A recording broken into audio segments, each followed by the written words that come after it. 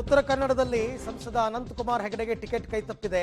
ಅವ್ರಿಗೆ ಟಿಕೆಟ್ ಕೈ ತಪ್ಪೋದಕ್ಕೆ ಅವರ ಸಂವಿಧಾನ ವಿರೋಧಿ ಹೇಳಿಕೆನೇ ಕಾರಣ ಹೀಗಂತ ಸೋಮಣ್ಣನವರು ಪರೋಕ್ಷವಾಗಿ ಮಾತನಾಡಿದ್ದಾರೆ. ಅದಕ್ಕೆ ಅವರಿಗೆ ಶಿಕ್ಷೆ ಕೂಡ ಆಗಿದೆ ಸೋಮಣ್ಣನ ಅಂತ ಹೇಳಿರೋದು ಸೋಮಣ್ಣ. ಅನಂತಕುಮಾರ್ ಅವರು ಆಗಾಗ್ಗೆ ಈ ರೀತಿ ಮಾತುಗಳನ್ನ ಆಡ್ತಾ ಇದ್ರು, ಸಂವಿಧಾನ ಬದಲಾಯಿಸ್ತೀವಿ ಅಂತ ಹೇಳಿದ್ರು.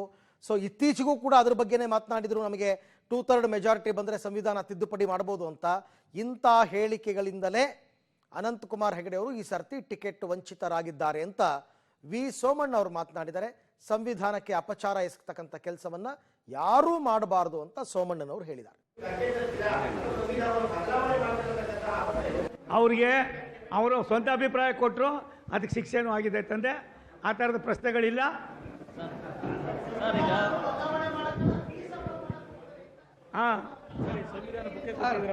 ಅಪ್ಪ ಒಂದು ನಿಮಿಷ ತಾಡ್ರಿ, ಇದನ್ನು ಮುಟ್ಬಿಟ್ಟು ಯಾವನಾದ್ರು ಮೈಪರ್ಸ್ಕೊಳಕ್ ಆಯ್ತದೇನ್ರಿ?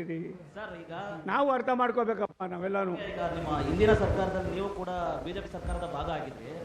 ಯಾಕೆಂದ್ರೆ ಹಿಂದಿನ ಬಿಜೆಪಿ ಸರ್ಕಾರದಲ್ಲಿ ರಾಜ್ಯದಲ್ಲಿ ಮುಸ್ಲಿಂ ಸಮುದಾಯಕ್ಕಿಂತ 4% ಮೀಸಲಾತಿಯನ್ನು ತೆಗೆದು ಒಕ್ಕಲಿಗ ಸಮುದಾಯಕ್ಕೆ ಹಂಚಿಕೆ ಮಾಡಿದ್ವಿ. ಹಂಗಿರುವಾಗ ಸಮುದಾಯ